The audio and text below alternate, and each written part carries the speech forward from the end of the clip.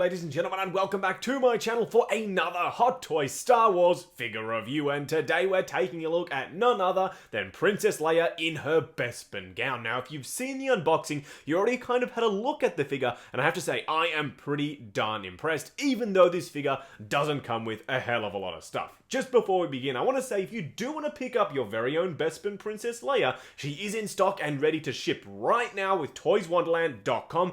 And the best part of that is she's currently listed for a cheaper price than Sideshow Collectibles themselves. No wait list, no pre-ordering, nothing like that. Ready to go and in stock with the link in the description below. And while you're down there, why not hit that subscribe button and bell notification icon so you're notified as soon as a brand new Hot Toys video goes live on the channel. Either way, what we're going to do now is get all of Princess Leia's accessories out here and take a look at everything she comes with. Now, as you can see, Princess Leia doesn't come with a hell of a lot of accessories. Then again, I don't think you could have really given her anything else. This, in my opinion, is the perfect amount for this particular figure. Now, let's take a look at this embarrassment of a display base. As you can see, the nameplate is upside down. It does remove, but it can't really be clipped the other way, nor would you want to, because the sort of ledge would be on the top. This is a real issue. It's obviously a QC issue. I will be getting this fixed. It will be replaced by Secret Base. However, this, in my opinion, I don't even know how this gets through the QC process. Either way, it does come with this plate on the top that you can install on the top of the display base to give it that look of the Cloud City floor, or of course you can have this more traditional sort of Star Wars style display base. I don't actually tend to stick these on. I just use the built-in arm, sort of crotch grabber piece to keep them in place. It does move around a little bit, but in my opinion, it's totally fine. Once you sandwich it in all the way, it is in there pretty securely. Now, she also does come with this piece. At first glance, it looks pretty cool. It looks awesome. I saw it in the pictures. I thought this was a great accessory. However, there is one issue. This is made of cheap clamshell style plastic. It is very hollow, very cheap. And then if you flip it around to the other side, that's right, the back is made entirely of styrofoam. This, in my opinion, is unacceptable. Hot Toys, you've only given the figure one accessory. This piece should have been made of solid plastic, just like we saw with the recent Deluxe Stormtrooper and, of course, the Han Solo Stormtrooper Disguise figure. Now, there is one saving grace, and it's the way this attaches to the display base. It's magnetic, so that looks pretty cool. I'm not going to lie, it looks awesome in a display, but the materials that were chosen to make this piece, it's just unacceptable. I don't know why they've done that. It cheapens the whole idea of the figure, and it's something that, in my opinion, should never have happened. Either way, the other two pieces that she does come with are two hands. They're in sort of the holding gesture hand pose. She doesn't come with anything to hold, though, so I don't know why they've included these. Maybe to hold Han Solo's hand, like they've got in the picture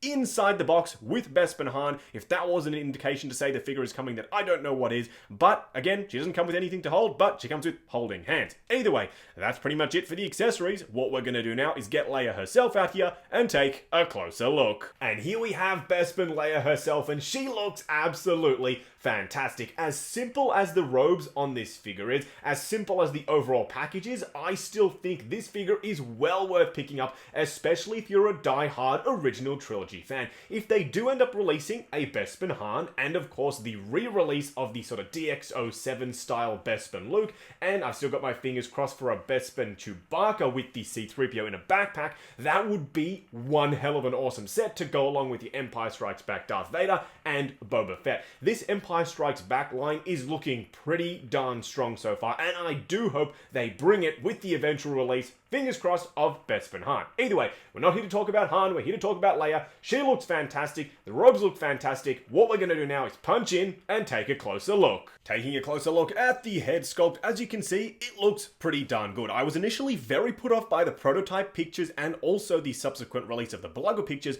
but in person, trust me, she looks fantastic. She does have a little tiny bit of a dead-eyed stare, and a lot of people are likening that to the Hoth figure. I actually never had a real problem with the Hoth figure. I actually really liked it, and so do I with this one. It looks just as good, in my opinion, if not better, than that Hoth Leia. Now, as you can see, the hair does have the loops around the back, painted and detailed extremely well. You can also see the little hair pieces that dangle down by the side. They are soft plastic. Don't worry about them breaking off. You should be totally fine. In terms of the outfit, as you can see, there's like this red sort of robe, and then there is this belt around the top. All this stuff is movable, so you do have to futz it around to get it sitting just right. Now, the robes on the top are done in this really interesting sort of, like, I don't even know how to describe this, really sort of tissue style material. Obviously, it's not made of tissue, it is fabric, but it has that sort of texture, and it does have a really nice sort of intricate level of detail throughout the entire thing. I really do appreciate what Hot Toys have done with the robes. As simple as this figure is, it looks fantastic. Panning the camera down to give you a closer look at the rest of the outfit. As you can see, pretty straightforward, just a straight continuation of the robe from the upper torso. As you can see, the really nice sort of patterning continues down all throughout.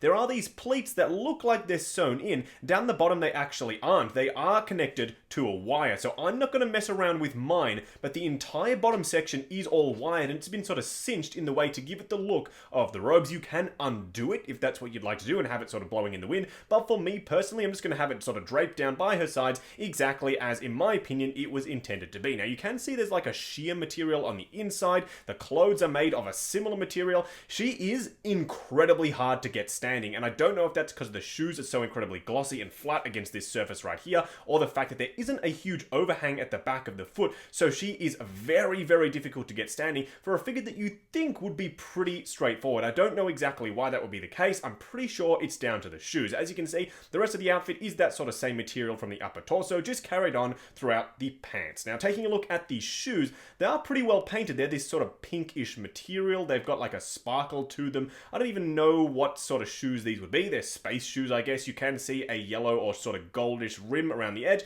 and then the feet are painted quite nicely, just like the rest of the figure, with the skin tone effect. Now, there is an unfortunate seam down the front. I'm not sure exactly why that's the case. I don't really like the look of it, but it doesn't detract from the whole look. At a distance, it really does disappear.